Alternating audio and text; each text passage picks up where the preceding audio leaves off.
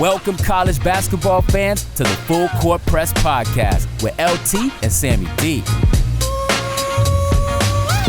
This is the podcast that brings you legendary stories from college basketball's golden era and dives in deep with a current analysis of today's game. Get ready for the most energetic and entertaining college basketball podcast around. Let's get it.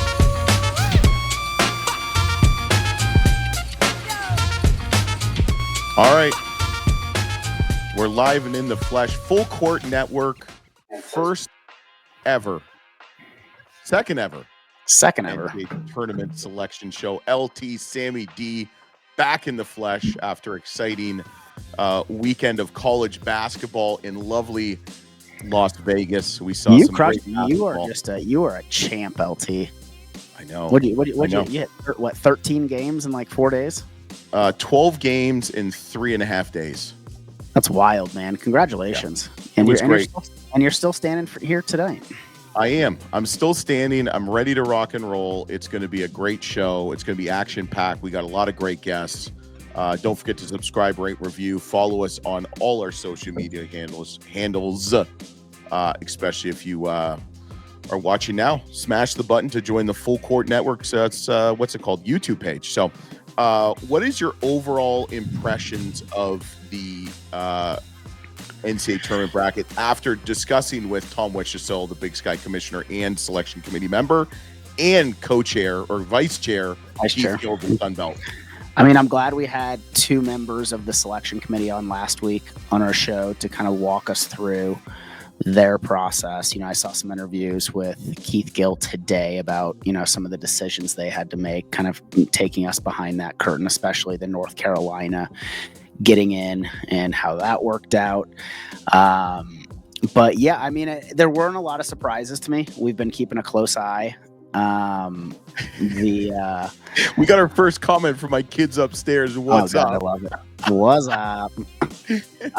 Sorry. So no, it's no big surprises to me. I mean, I think you have to look at the power conferences and how many teams those conferences got in. I mean, starting with the SEC with 14 teams, I predicted that kind of throughout the season as we saw just how good that conference came about. Then you got 8 Big 10 teams, 7 Big 12 teams, 5 Big East teams, which last year they only got 3 in, and 4 ACC teams. I didn't think North Carolina was going to get that last spot.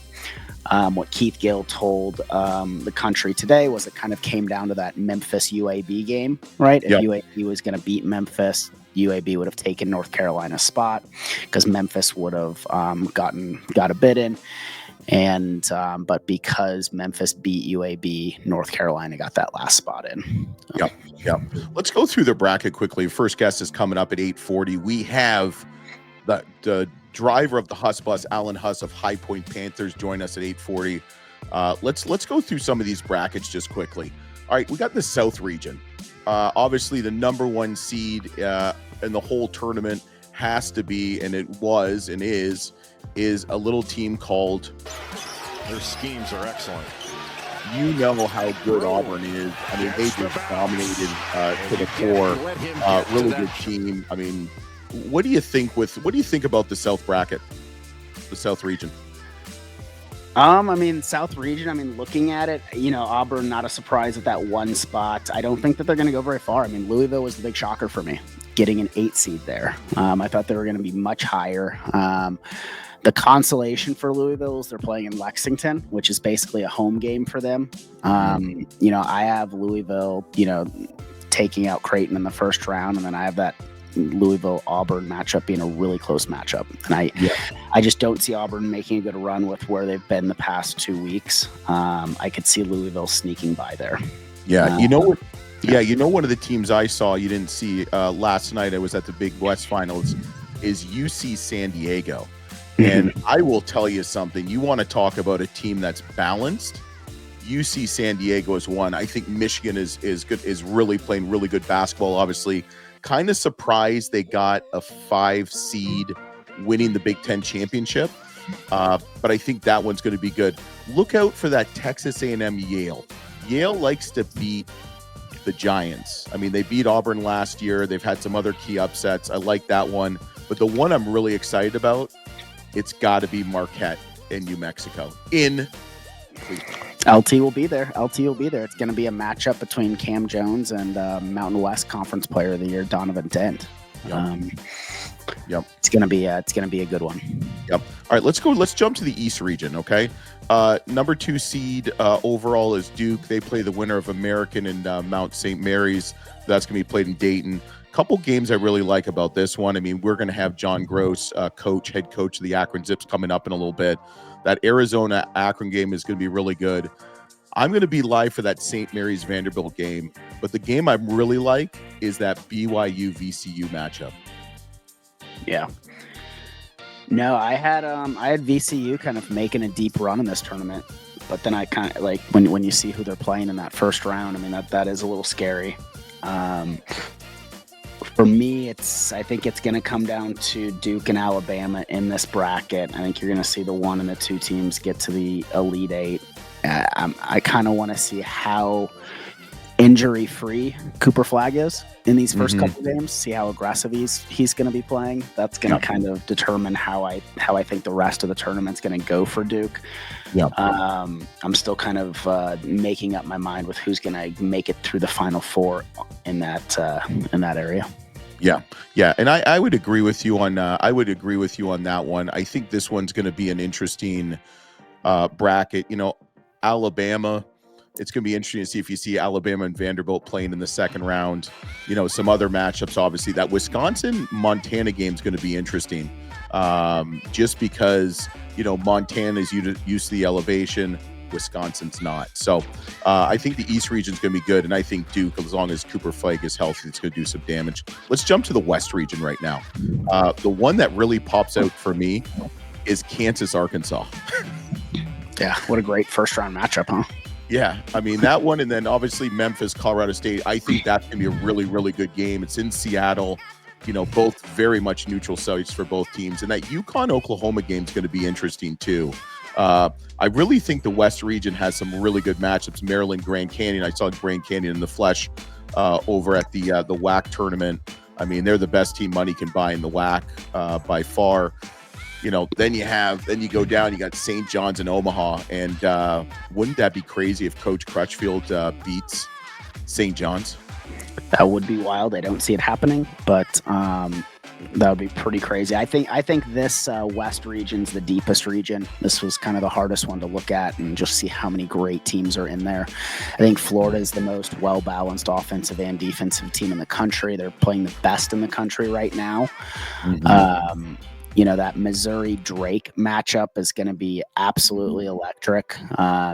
2 very different styles of play, but it's going to be both Mizzou fans and Drake fans are going to show up in Wichita.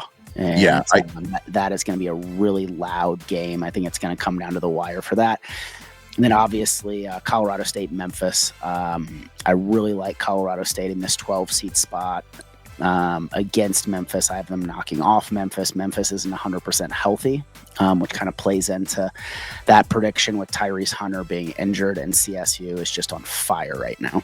Yeah, I would agree with you on that one. That's going to be an interesting matchup between Memphis and Colorado State, and I think Colorado State could do a little bit of damage. I mean, they're playing such good basketball. I mean, Nick Clifford. If you don't know who Nick Clifford is, you need to. And that Colorado State game is going to be good. Let's pop into the Midwest region. Houston, the overall number 3 seed, plays SIU, Edwardsville, and Wichita, Kansas. The Gonzaga-Georgia match will be good. But the one there's a couple I like. UCLA, Utah State, Clemson, McNeese. I'm pissed that Aura Khan is not going to be with me in Cleveland. We've texted about it and stuff like that, so I'm really disappointed about that one. But I like that Purdue High Point. I mean, I just think there's going to be some really good games. And watch Troy even. I mean, what Coach Cross has done after being at UT Arlington, the Trojans. I really like those. Any games that stick out for you in that region? Yeah, I mean, I think you're going to have that. I don't think anybody wants to play, any 1 seed wants to play Gonzaga in the second round. Gonzaga is a very good team. They won their conference again, conference tournament this year. They're on a roll. I've got High Point taking out Purdue in the first round. I really like the way High Point's playing right now. And I also really like the way Clemson's playing right now. I think that's going to be, if those two meet in the second round, I have Clemson moving on, but I have that being a really tight game. I think Clemson's one of the best teams in the country right now, how they're playing, and I think they can beat anybody on any given day. And then I like Xavier in the play-in round. Bubble team kind of getting in. I think they're going to take down Texas in that play-in game, and I really like the Xavier-Illinois matchup in that first round. So I have Xavier moving on to the round of 32 there. Yeah, I would agree with you on that one. It was interesting to see during the CBS selection show. They do a very good job. It was weird not seeing Greg Gumbel there, but they had, I think one of them predicted, I can't remember who it was, predicting Clemson to go to the Final Four. So I really like this Clemson team. I also like the Tennessee team. I think Tennessee is going to make a really deep run. I have Tennessee getting out of this bracket, out of this region, moving on to the Final Four. Yeah. Let's talk about, while we wait for Coach Huss, here's the last four and the first four out. So Texas, Xavier, San Diego State, North Carolina, a little bit surprised about that one getting in. And obviously there was some movement that needed to be happened for them to not make it. First four out: West Virginia, Indiana, Ohio State, Boise State. I think this is probably good for Indiana if they're moving on from Mike Woodson. It's going to give more time to focus on rebuilding a program and a roster and what have you. What do you think about Boise State not making it? Not surprising. I thought the loser of the Mountain West Championship game was not going to make the tournament. Really? I talked about that yesterday in Las Vegas, that, the winner gets in, the loser's not going to make it. And, it's too bad. I think Boise State is a good enough team to play in the tournament. I think they just showed some streakiness throughout the season. Even how hot Colorado State is right now. I mean, they've lost to Colorado State twice in 1 week, last game of the regular season in the conference. You wanted to think that beating New Mexico would have pushed them a little higher in the bubble. Yeah. But it's not. West Virginia, not surprised about that one. I think that just came down to player availability. The selection committee talks a lot about that. Tucker DeVries not being available for the tournament, I think played a role into them not getting them in. Indiana, I mean, I kind of disagree with you. I think their nightmare continues. I don't think it's a good thing that they didn't make the tournament. I think it's just, I think them not making the tournament isn't going to attract coaches to come there. Yeah. And that's what they're having a hard time with right now. And, they need, and I'll put it this way, the Hoosier fans need good news in the next 2 weeks with a coach. Yeah. Or else they're going to be in a lot of trouble as they move deep into March here without a coach. Yeah. Do you think Indiana is the best job open right now of all the coaching jobs? I mean, obviously some have popped up recently, North Carolina State. I think that Virginia job is such a good job. I think their athletic department's very smart, high IQ. I think they know how to win at Virginia. They've done it. I think they need to find somebody like a Tony Bennett who's a little younger, and that's why I think me with everybody else think Ryan Odom's kind of the perfect choice. I think they both have kind of that same demeanor, same philosophy on the court. I think Virginia is the best job open right now, because I also think that athletic department is going to allow the next head coach to build a program. Right? It's not going to be a 2-year turnaround. It's not going to be a forced 2-year turnaround or you're out. Right. Yeah. I think that they're going to be patient with it. And to me, I mean, that's what a lot of really good coaches look for. Yeah. I would agree for that one. And I think it's going to be interesting because, are more jobs going to open up tomorrow and the next day? Now that some teams didn't get in the tournament and some teams are going to lose. I mean, do you see like an Oklahoma opening up or a Texas opening up? No, because they made the tournament, and I think they had improvements from the previous season, right? And I think that's what those two programs needed. I'd really like the Villanova job opening up as well. I think that's a great opportunity for a really good coach. Obviously, again, another program that knows how to win recently, right? Yes. It's not. I mean, within Indiana, it's a program that hasn't won in decades, right? Right. So it's not the top of the echelon anymore. Like, coaches want programs and athletic directors that have a winning history recently, right? Mhm. And fan bases and alumni who are like, hey, we were just there 5 or 6 years ago. Let's get back to that point, right? Yeah. So, Yeah. and Villanova is one of those programs that can do that. And we're seeing it in the Big East right now with the new coaches that have come in the past 1 to 2 years, making really quick turnarounds in that conference. Yeah. Yeah. It was interesting. You said that you saw Coach Medved on the flight and stuff like that, and some people were asking about Minnesota. What do you think about that right now? I don't think the Minnesota job's a good job, right?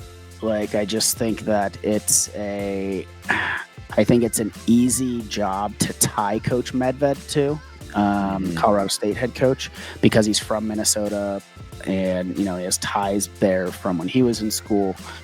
But I think that there's a lot of coaches who don't really consider that a great job, right? They don't have the resources to compete for a Big Ten championship year in, year out. And it's one of those programs that even if you did well the first year or two, I'm not sure that fan base is going to get on board and give you the resources.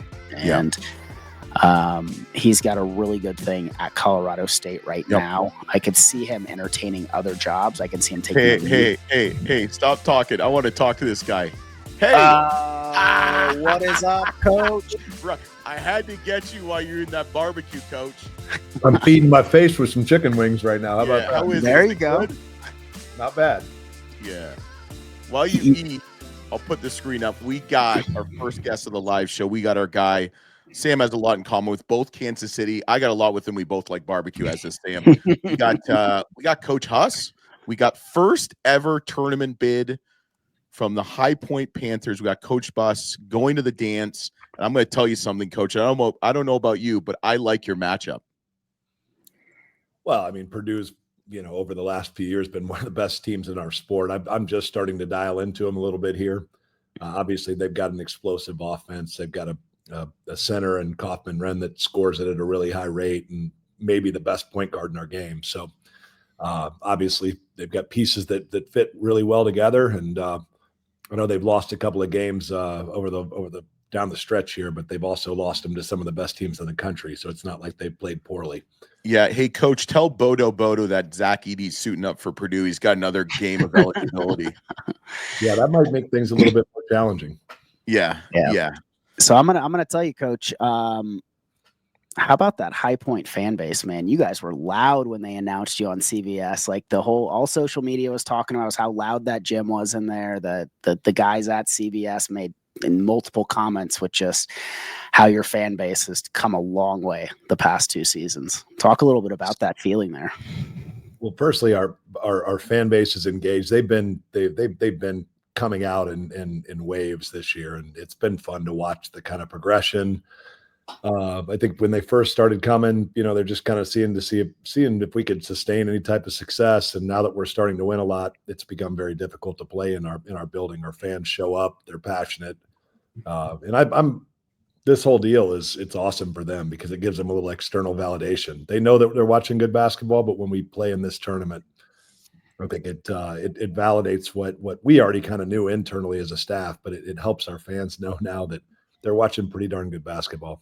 Yeah, absolutely. And if you look at your record, 29-5, 14-2 in the Big South, Ken Palm 85. I mean, your top 20 tied 82.2 points per game, field goal percentage, which is really amazing, 49.4%. I mean, you've got a lot of weapons. I think you have a lot of balance when it comes to scoring. Whether it's Keze Giffen, Damarian Williams, I mean, Kamani Hamilton. Like, how excited are these guys to play a team like Purdue? I think especially, some of our guys started off at that level or were at that level prior to their arrival to High Point. I think for those guys, especially that had a crack at the higher level and maybe didn't have the role that they wanted, I think it'll be fun for them. But I think for all of our guys, they've had they've had a great season. They've earned the opportunity to play a great program and a great coach. And, against just the people that they watch on television. I think we're really pleased to have an opportunity to compete. Yeah. And I would say, what was really impressive is your president. One of the games I was pissed about because you didn't invite me was giving out candy bars. We do that too. I know. Right around Valentine's Day. That's kind of his deal. Yeah. And candy bars too. We're not talking about the little guys. We're talking about the big full size ones. When you hit the jackpot house on Halloween. Those things. I know. If you've got young kids, they always know where the candy bars are and stuff like that. Absolutely. No, we get the full size ones here. We don't mess around. Yeah. So you're entering the tournament with the nation's longest winning streak as well. 14 games and rolling. You signed a contract extension last week. Congratulations. What was that conversation like with you and the AD and maybe the president of the university was involved, and what was kind of the factor there? I think we just all feel like there's way more to do here. We've got you saw the fan base, you see the building. We played some good basketball at times over the last couple of years. I just think we all think we're on the ground floor right now with a lot of room for upward mobility. Yeah. Sam, are you excited? Because I'm excited. It's like sweet, sultry barbecue from Kansas City. I'm pumped up. I absolutely love our show we're doing tonight, because not only do we have Coach Huss here, we've got another Kansas City guy, but a player with Bennett Stirtz joining in a little bit. So same conference. We played in the same conference. He did so a little higher level than I did. Little North Kansas City and Liberty action there. So no, I'm really excited. How are you managing some of the players' expectations right now? There's a lot of people picking you to upset Purdue in the national media. Do those guys look at that? And what do the next couple days look like at practice? Well, if it was 20 years ago and there was no social media, we'd try to block it out. But now it's a fruitless exercise to try to block out the noise. Now you just say, hey, lean into it, enjoy this, have fun. The tough thing is, obviously, Purdue sees that too. It'll be a little extra fuel to their fire. But when you play in March in the NCAA tournament, you're going to get anybody's best shot. It doesn't matter who you're playing. There's no such thing as sleepwalking teams. We're going to get their best shot. They're going to get ours, and hopefully ours is enough to compete. Yeah. Well, Coach, we're really excited. If people don't know about High Point, win, lose, or draw, they're going to know about High Point. And if people don't know about the Huss Bus, El Capitan, man, we love your fan base. We're going to definitely come down to a game next year, so don't leave. I'll be here. All right. Thanks, Coach. Best of luck, man. We'll be cheering for you. Go Panthers. Thanks for joining. Thanks for having me. Thanks, see you, Coach. Thanks.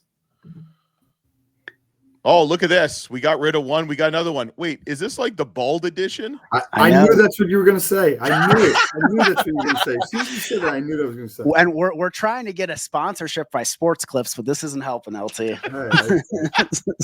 Watch, I just brought my 7-year-old to Sports Clips the other day. He needed a cup badly. We were just there. So right up the street, we lived in Rhode Island. They got a nice Bryant Bulldog on the wall. So I'm with it. There's not a whole lot they can do with me, but I use one of those electric. I don't know what Alan Huss uses. I should probably do whatever he does, because the way they play, Jesus, like I got to figure something out with him. So whatever he's using to do his head, I'm going to do mine. So Coach, I think you're doing okay. We got Phil Martelli Jr. from the Bryant Bulldogs, won the America East against the Maine Black Bears. We had Coach Markwood on the show previously. We've also had your old man on the show. We're not going to talk about your grandpa's dog, Lucky. Have you heard about this dog? That's like an old, that's an old legendary, it's got like one leg and blind or something. Yeah, that was a good 10-minute story. That was a long time ago. So I don't even. I love it. Yeah, who knows? So, Coach, you and I are going to become best friends pretty soon, because you're coming to my neck of the woods. You're playing South Region, playing the number 2 Michigan State Spartans. How excited are you to kind of like test your wares against, like your father, a legend of the game? Yeah, it's funny. Coach Izzo and my dad have been super close for a long time, and he is who he is. I mean, he's one of obviously the greatest coaches of all time, but he might be one of the best people in the business and one of the best champions of coaches. So when I got the job here officially, a year and a half ago or whatever it's been now, he was one of the first people to call, like almost cold call, and just give me some support and advice. And then on Thursday, I was at home getting my stuff together, getting out of here, getting out of my house to come to the office, and my phone rang, and it was him from Indianapolis. They were getting ready for practice and for the Big Ten tournament. So he called, and we talked for a couple minutes, and one of the things he said was, I talked to your dad yesterday, and he said, I told him, there's these brackets keep posting, and one of them has, Michigan State versus Bryant. He said, I told your dad that really sucks. And my dad, I guess, said, why? He goes, you're going to have to root against your son. So I don't know if he's actually going to root against me. I would bet that he's not.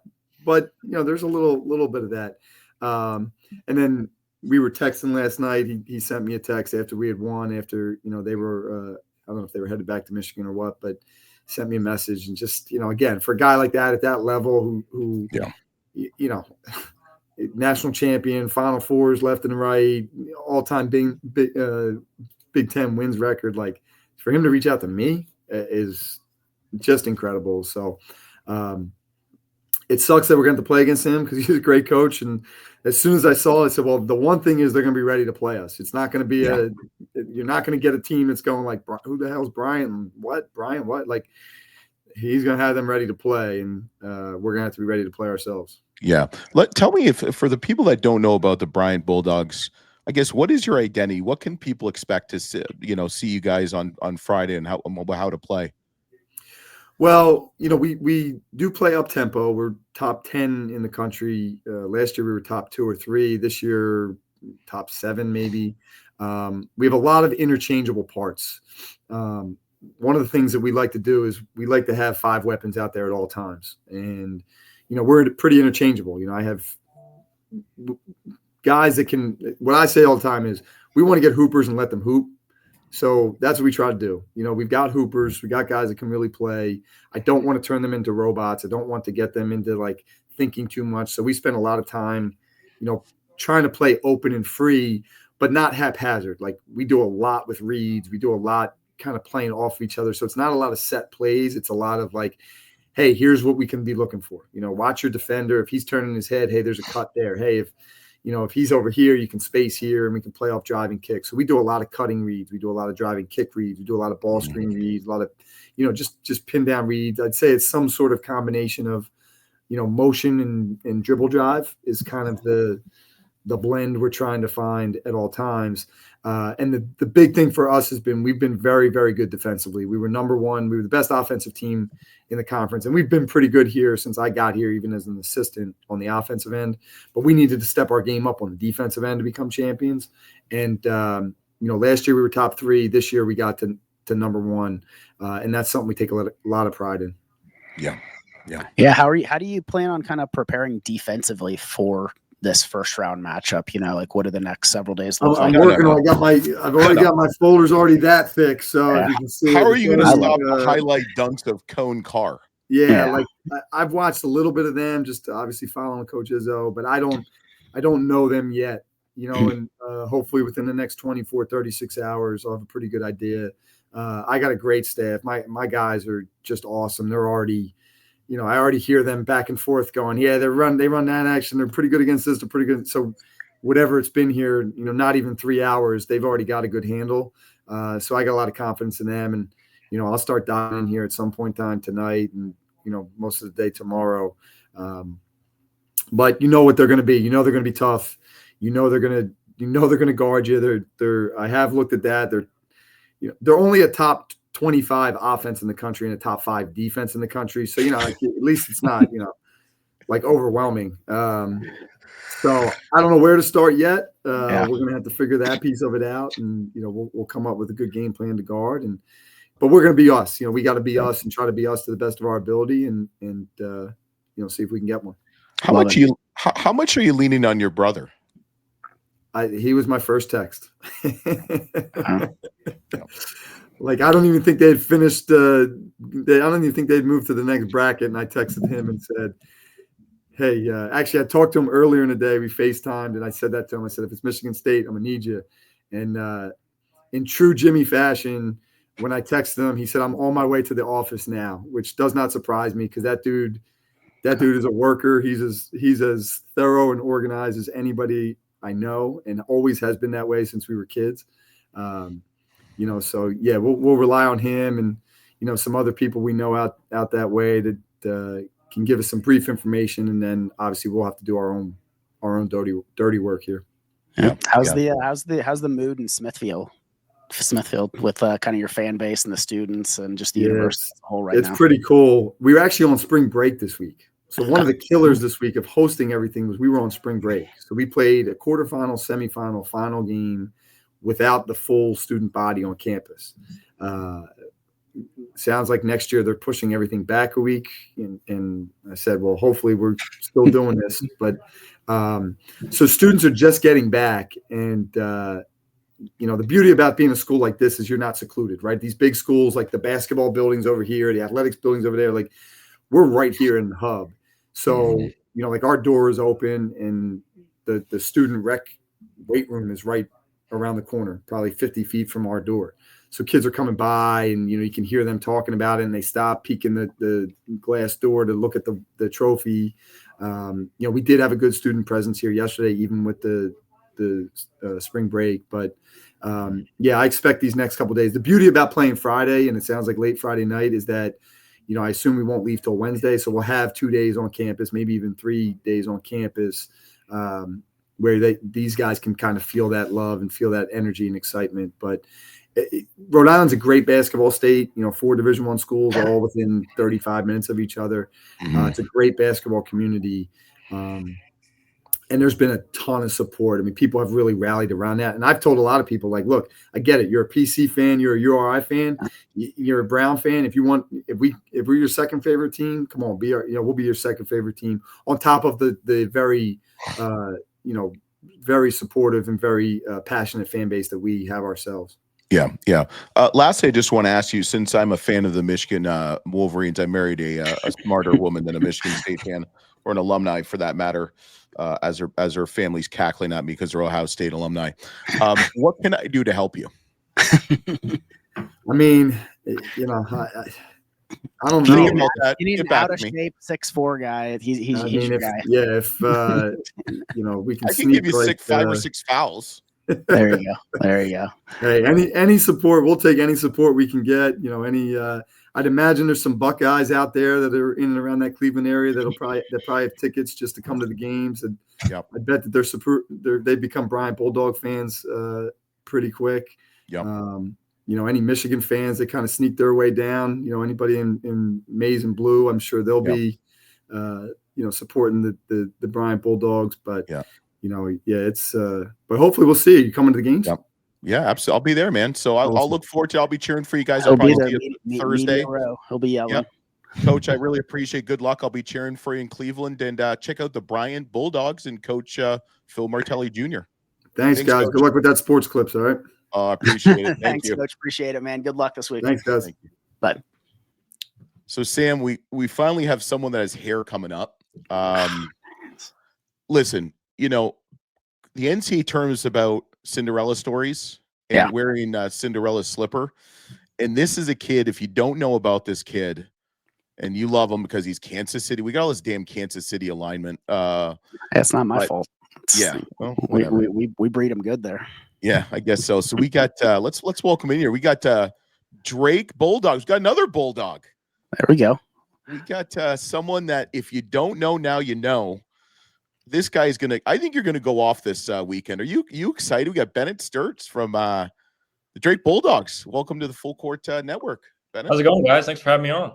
Oh man, we're excited. We had Tucker DeVries on last year, and he had a pretty good tournament. So, I mean, how excited are you guys to play in Wichita against a team named Missouri? I mean, super excited. First off, it was pretty crazy seeing Drake up there. I've been watching the Selection Sunday show for as long as I can remember. And yeah, it's pretty surreal seeing just our name come up there. And yeah, it being in Wichita, we have KC kids, have a Wichita kid, and then it being against Missouri it just puts icing on the cake. Yeah. Go ahead, Sam. Ask some Kansas City questions. No, I got no Kansas City questions. It's all good. He's a Liberty guy. It's all good. Well, what does that mean? He's a Liberty guy. I'm a Rockhurst High School grad, so I think you beat up on us a little bit there. So during your time, talk about this team as a whole and just, you guys made national attention pretty early in the season, right? And then you guys just kept it going through conference play. Talk a little about that evolution of this team this year. Yeah, coming in, we had 4 guys from Northwest Missouri State, and that's pretty much all I knew who is going to be there in the summer. We got 12 guys, so not that many. We're practicing with not that many players this whole season. And, we've been doubted this whole year, and we're going to keep it going, just playing with that chip on our shoulder and just extra motivation all season long. And hopefully we keep it rolling. Yeah, so you got pretty different playing styles to Mizzou, right? You guys play a really slow-paced game, and you guys find ways to win that way. And then Missouri's got like the 5th best offense. How do you kind of see that game going? And how are you guys going to kind of plan to kind of control that pace there? Yeah, I think for both teams, it's going to be different because we haven't seen a team that play that fast, and they haven't play that slow. So it's going to be a clash. And I always think the slower team, like whoever plays a slower pace, is going to be a slow paced game, no matter what. But we're willing to play fast if that happens. It should be a good matchup. Yeah. How many points are you going to score? Oh, hopefully more than Mizzou. That's all. I don't care how much I score. Just want to win. How much confidence does Coach McCollum have in you? It seems like he's given you the green light pretty much all season. What does that kind of feel like to have the confidence like that? Yeah, he trusts all of our guys, and then just as a point guard, he puts a lot of trust in the point guard, and he has his whole career as a coach. And I have a lot of freedom out there as a point guard. Helps me run free and just take control of the offense. Yeah, it's an amazing story. New coach comes in. Drake had a really good year. Drake's a really good program, and you obviously have known it being from that kind of mid-central region of the country, or the central, whatever it is, region of the country. Did you guys know you guys could be this good? There's always a knock about, Division II. They're not as fast. They're not as athletic. Now, the one thing I will tell you that's different between Division II and Division I is the height difference. That's probably the biggest thing you've noticed. But did you guys know you guys were going to be, this good? 30-3, 17-3. You kind of bulldozed Bradley. You beat up on Vanderbilt. You beat up on Kansas State. It's kind of a Cinderella story just during the season for you guys. Yeah, I honestly had no clue until we played our first scrimmage in the fall. I'm not going to name names because the team might be in our region this year. I'm not going to name names who we played. What does it start with? You can dodge the question. It's all good. We'll get it from you. The news is out already that we played them. But we didn't play a game with each other until the fall, so I didn't know how good we were going to be together. And then once we played them, performed well, I knew we had a chance to be pretty good if we kept it up. Yeah. And you guys have been pretty good. What's the biggest thing you're taking away from this week? You just obviously found out a couple hours ago who you're going to play. What are you guys taking away from this week, just from coach and all your teammates? Just taking it all in. But we're not here to win 6 games. We're here to win 1 game, 1 day. Love it. And then if we do that, if we have that mindset, then we will be able to win 6 games and get to the national championship. But we know we can hang with anyone in the country, and if we do that, we stay level-headed, we'll be all right. Yeah. Tell us about Coach McCollum. Obviously, you followed him. A couple of your teammates followed him. What makes him such a good coach? Man, he's crazy, but he's a great coach. Crazy in a good way or crazy in a bad way? Both. But he's a great coach, though. He's one of the best in the country. Might be a little biased, but I think the main thing is he cares about you on the basketball court, but he cares more about you off the basketball court. Like, he makes you become a better man, teach you life lessons, stuff like that. Yeah, that's amazing. Sam, what do you think? What do you think about Drake? I think not the rapper. Not the rapper. No, Drake's just got to. If you haven't watched Drake play, I know people see the Drake Bulldogs name in the media a lot, but I'm not sure how many people are actually watching the games. it's such a high IQ game that you guys play, right? Like it seems like there's no missed assignments. You can tell a lot of the guys, even though it's first year at Drake, you tell a lot of the guys have played with each other for a couple years, right? Talk to me a little about the Drake fan base, right? I mean, are you expecting them to make that drive down to Wichita and kind of compete for that home court advantage? Oh yeah, for sure. We had about 1,000 people today at the selection show. Had a good turnout there, and yeah, we did some autographs for them after, and we had a lot of support, and a lot of people were telling me they'd be down there. So obviously, Mizzou's got a good fan base, but yeah, we'll find out when we get down there. What was the one team you guys were hoping to play? Was there any team you really wanted to play, like just maybe like a Kansas or someone like that? Was there one team just kind of in the back of your mind? You're like, man, I hope we can take them or get them. Matter. Yeah, I think Mizzou would be one of them, and then Kansas would be the other. Just because I'm a KC kid, I've been watching those teams since I grew up. So obviously, they're both great teams, and whoever we were going to play, it's going to be a good team. There's never a great matchup. Whoever's in the tournament, it's a great team. So yeah. Nice. Well, Bennett, we appreciate you coming on the Full Court Network, and we'll be watching the Drake Bulldogs here in this first round, cheering you guys on, man. We appreciate you coming on the show, though, tonight. Yeah, thanks for having me, guys. Thanks, Bennett. Cheers, man. So far, so good. We've gotten 2 bald people and 1 with hair. Yeah, it's been interesting. It's really going to be an interesting. I'm excited, and the more I talk to people, and the more I talk to people involved in the tournament, the more I'm getting excited. I think there's a lot of obviously, good teams, really good matchups. Well, things are going to unfold the next 2 days, right? I mean, we're going to see a lot more kind of in-depth data and analysis from each team, especially where they're like, who's traveling, who's playing. Like, you have to keep an eye on the injury status. You don't wish injuries on anybody, and you want to hope that, if they're able to play, they're going to play, right? Yep. I've got a couple teams on my radar that I've circled with, they're going to have players playing, but you don't know how healthy the whole team is. Yeah. Right? Yeah. And, but greatest time of the year for sure. Yeah. And we got one of our favorite programs coming up, the near and dear to my heart. We're going back to the bald people, selection committee. We got Coach John Groce from the Akron Zips. Coach, you got your voice back, I hope? No, Coach? That's a no. He does not have his voice back. He's been. Can you hear us, Coach? You can't hear us. We can't hear him. Can you see us? I heard him coughing a little bit. Yeah. Yeah. So LT, tell me a little bit about the Akron Zips this year, man. They're on fire. Yeah, they are, and it's. Oh, we still can't. Can you hear us, Coach? I can now. I got it. There we go, Coach. Well, God, there's the voice, Coach. All I want to know is, first of all, congratulations. Thank you. I mean, what you've done and the team. I mean, that was a phenomenal game last night. But be honest with me, was it kind of nice beating your little brother? Not really, honestly. And I said this after the game in the post-game presser. Like, obviously, it's a great storyline for others, and I get it. And if it, shines a spotlight on the great job he's done at Miami or our program or our hometown of Danville, Indiana, or 2 great universities or our family, it's not a bad thing. But at the end of the day, I think what we wanted to avoid was it was about 2 really good teams that had 2 terrific years playing for a championship. And it was more about our players and our teams. Yeah.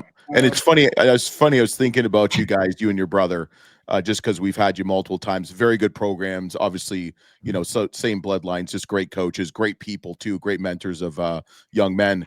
But like my 2 boys were playing pickup basketball, and it was pretty competitive. I'm thinking, like, I wonder how that was back in the day, you guys playing basketball. And because the older brother always wants to beat the little brother, and the older brother's talking shit to the little brother, and it never ends. But so, Coach, for me is I had a chance to coach Travis. So as an AAU player, and then I would work him out, and when he'd come visit me in Raleigh, when I was an assistant coach at NC State. So I'm really proud of what he's built there. When you the thing that's difficult about that is you obviously want what's, best for your team, your guys, excited about the opportunity that they have to win last night and play in March Madness. But with that also, you have to understand, I think, that there's disappointment on the other side. Usually, I'll be honest with you, you don't think about it that much, but when it's your own brother, it certainly came to mind for me last night when, I was shaking his hand after the game. His team played so well. First half, they were not only executed well and played well, they actually shot it really, really well. It reminded me how we shot it here at home against them in game one in the first half, where we had just ridiculous shot making, and they were the same way last night. So give it.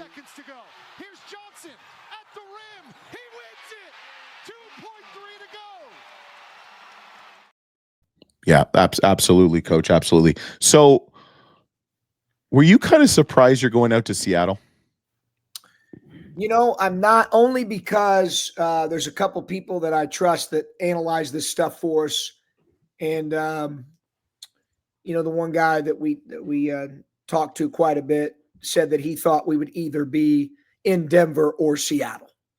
So I was not totally surprised by that. They asked me, like, obviously we're grateful to be in the tournament. We play a great team in Arizona. It's awesome for our guys to have an opportunity to be in March Madness. But the one media person asked me, said, do you wish you were a little closer to Akron, Ohio? And obviously, yes, because then our people can travel. Like Cleveland. Yeah, and get to places that might be a little bit closer, a little easier. That's the reality of it. But at the same time, we're very grateful, for the opportunity to be in March Madness and to compete against a really good Arizona team. Yep. So I will tell you, you have one of the most balanced teams, and I know we've talked a lot about this, Coach. I mean, you're 28-6, 17-1 in the MAC. I mean, 4th in the nations in assists, 8th overall in points per game. I mean, I really like the matchup with Arizona. I think you guys match up well. You kind of play the same styles fast. And I like that it's not like you're playing in like Phoenix. You're playing in Seattle. Like that's not Washington's not near to Arizona. I know you're probably a smart guy and you know geography, but just initially what you've looked at and stuff like that, how do the players and how do the coaching staff feel about the matchup? What's interesting, and I'll be honest with you, I've got a stat sheet. When I get finished with this podcast, I'm going to start watching film. Since the selection show, all I've done is media the whole time. And you still have your voice, Coach. Yeah, I mean, I've done, a TV show. We've done local television stations came down from Cleveland. We did some calls that we'd done with some media. Had this one tonight with you guys, which is awesome. So I haven't had a chance to dive into them yet. This is my last one tonight. And then I'll start diving into them here. What I do know about them is what you just said. They play fast.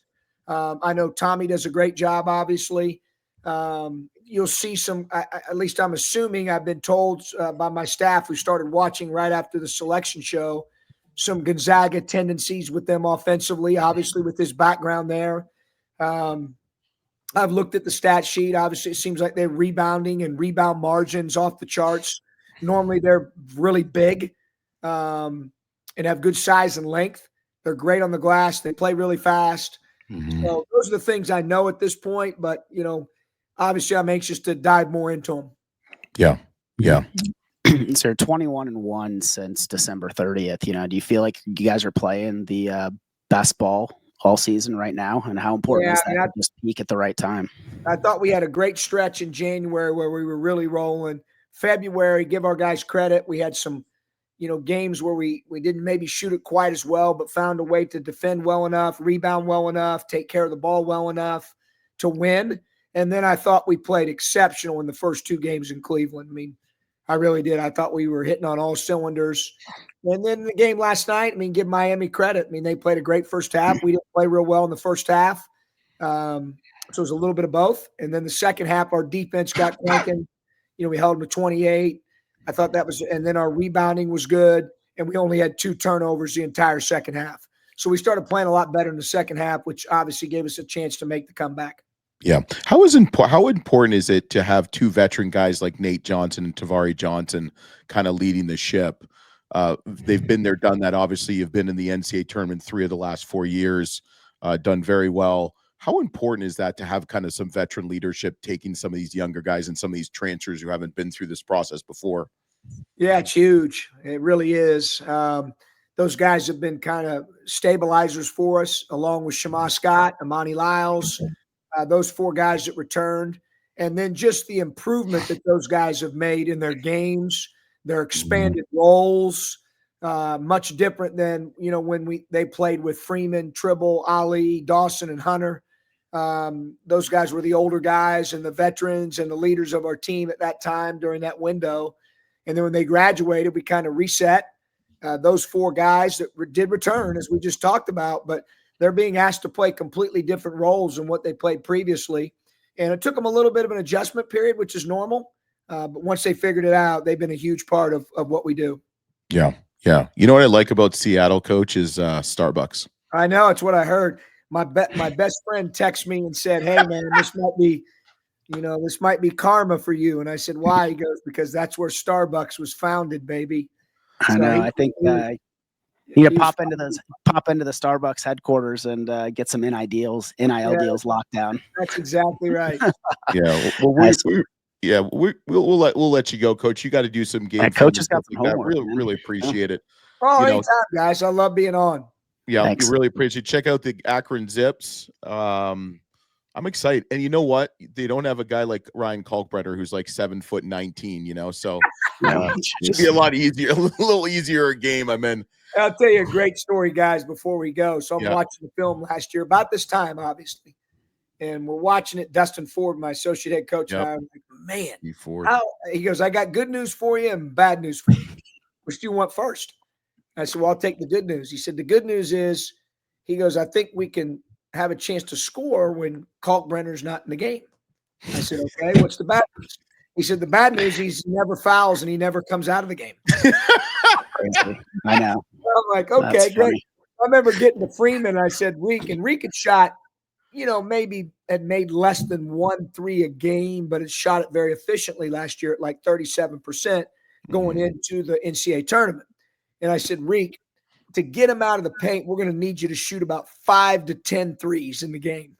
And he looked at me like, "Coach, I haven't done that in the game yet." And I said, "Yeah, I'm aware of that, but we're going to need you to do that." Oh my God.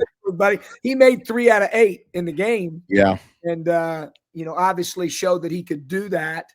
But trying to get him out of the paint is challenging. Yeah. Obviously you're talking about, did he win Defensive Player of the Year this year, guys, in the Big East? Yes. He did.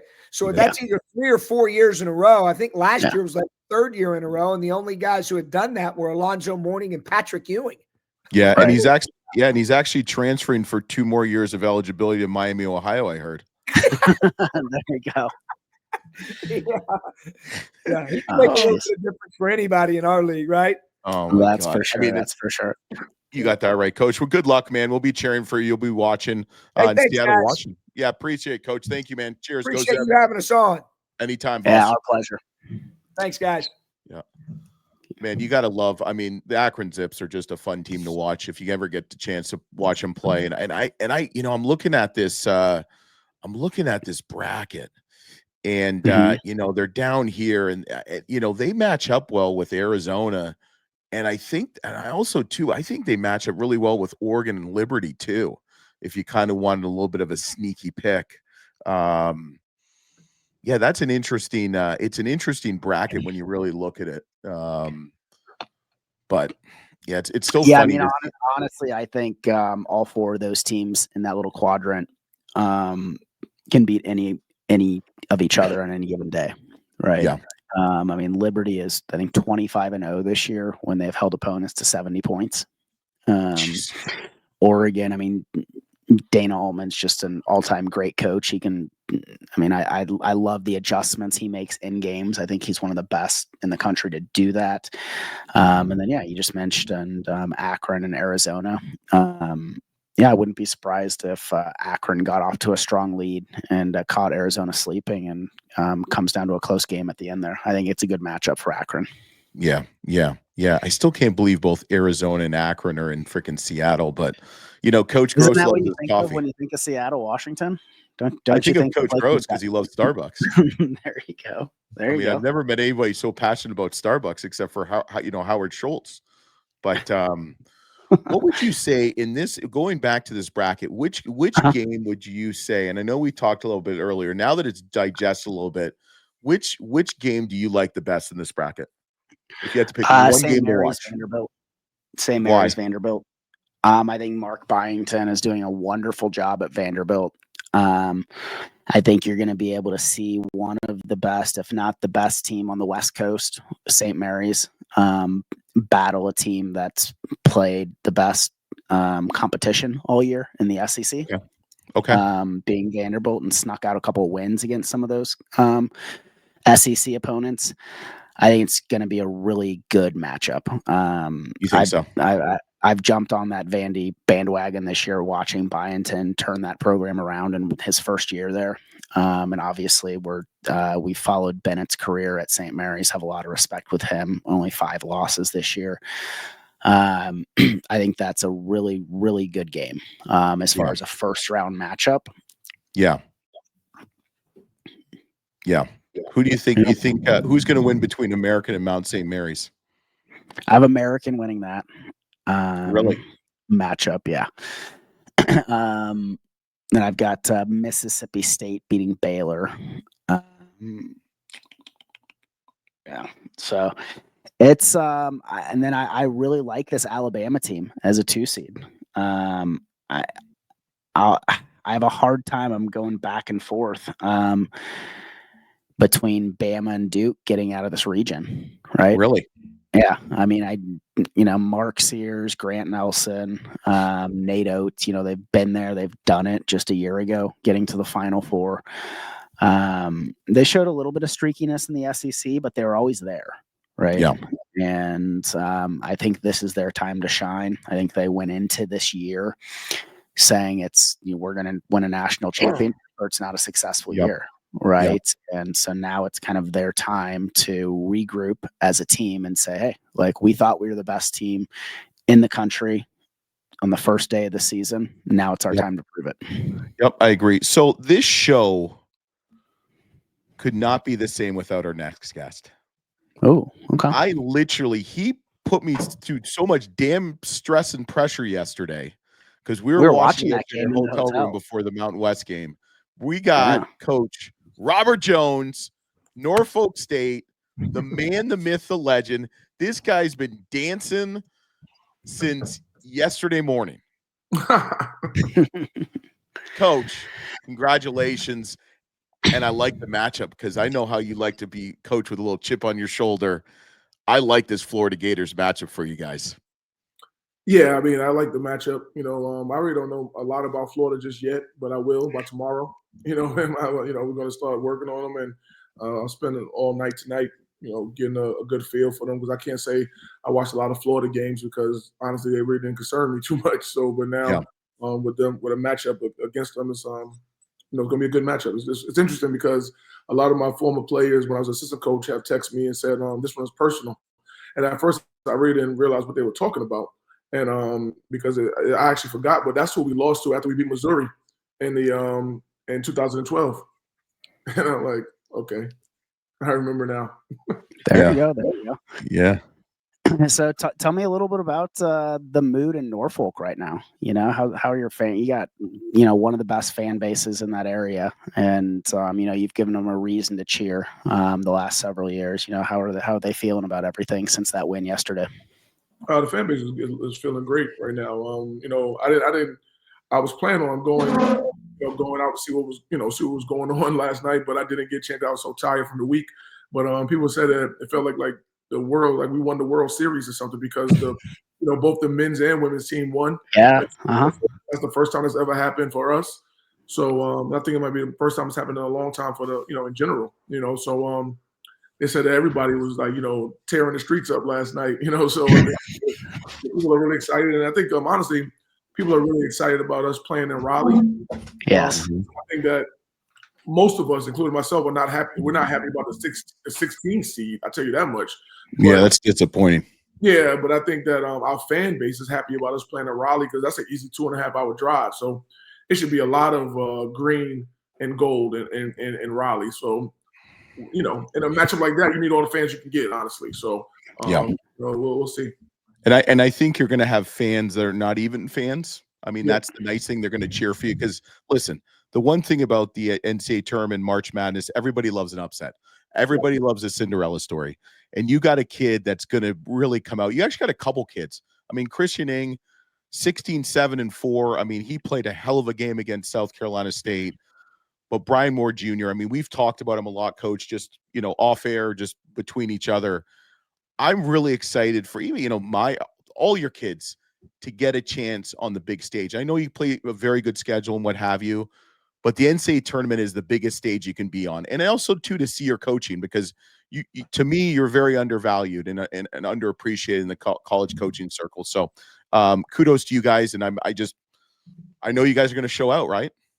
Yeah, I mean, it's a way to showcase all of us, on national TV. I saw the game times came out, so we got the 6:50 slot, so we got a primetime game, it's like I said, it's a showcase for all of us, man. Showcase for the players, of course, first and foremost. They're without good players, you can't win any games. So they got to go out and perform and do what they got to do.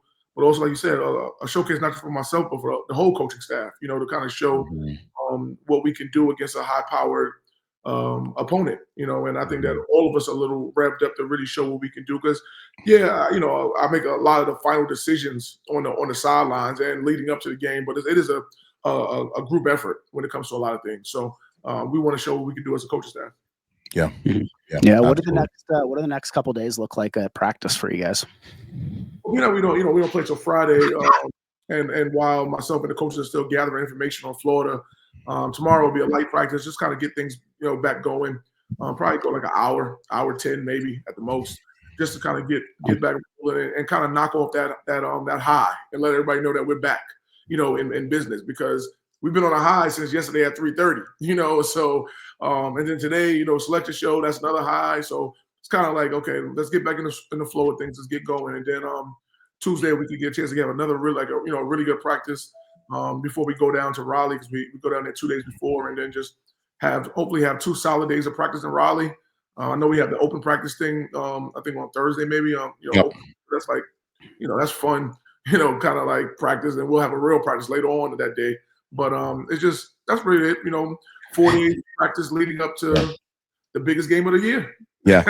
Coach, you should surprise the public and just go nuts and just like run them into the ground, just show them that you're not messing around. But Coach, have you stopped dancing since yesterday? Yeah, man. But I'm old. My knees start hurting. What are you going to take away from these next couple of days leading up to the game? Like, what are you hoping to just like? Are you hoping to just really just capture everything? Is there some like 1 or 2 particular things you're really like hoping to just like slow down and really just kind of smell the roses and enjoy it? Yeah, it's kind of hard to do that until it's over, right? Because you're in the moment. Just like, my SID always presents me with these facts and stats about, even my career. And sometimes I don't even know half the stuff he's talking about, because it's like you're in the moment. It's like, I don't know that I'm this or I'm that, and then he'll make a graphic or something like that. I'm like, oh, wow, that was nice. But I don't know. But like for these next 2, 4 days, it's just mainly about, for me, it's just instilling a belief in the kids. That's the first step of this process, right? You got to believe that you can do this thing. That's the baseline. If you don't believe you can do it, there's no need to show up on Friday. You have to believe you can do it, right? The second thing is now, okay, from a tactical approach, what we're going to attack, against Florida. Because the biggest thing that I always say in these matchups is that you have to be able to score. You got to be able to score, because they're going to score. Even though you're going to, you go in with a good defensive game plan, they have talented players that's been scoring all year. You have to score to keep the pressure up on them. I've been fortunate enough to be a part of 2 of the biggest upsets that we've seen. One was Missouri, which that stood a long time until FDU won that Purdue game.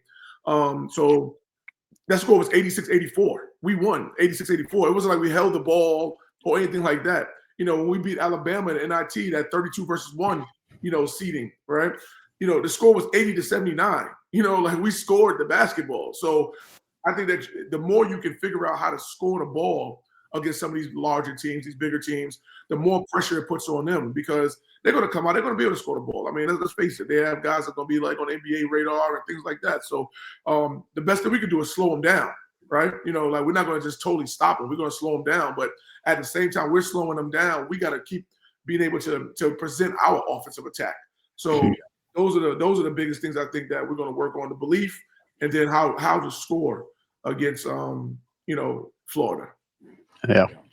Last question I have is, about the game yesterday. As you guys took the MEAC championship and take the title back and kept it in Norfolk, right? Those last couple timeouts that you had with that group, it was a highly competitive game back and forth, especially kind of coming down to the wire. What were the kind of comments during those timeouts, the last minute or two? Well, probably, the next to last timeout probably was a timeout that can't be repeated because it's like really like what the going on, like what are you guys doing? What are we doing right now? But the last timeout was definitely like more of a calming timeout. Like, okay, we got ourselves in this position that, we need this one stop right now. Let's get this one stop. And forget about the 10-point lead with 2 minutes left and all that stuff like that. We blew it. It's done. We blew it. Now we got to get this one stop to make it all work and make it all magical. And once we got that one stop, everybody forgot about the 10-point lead that we had with 2 minutes left.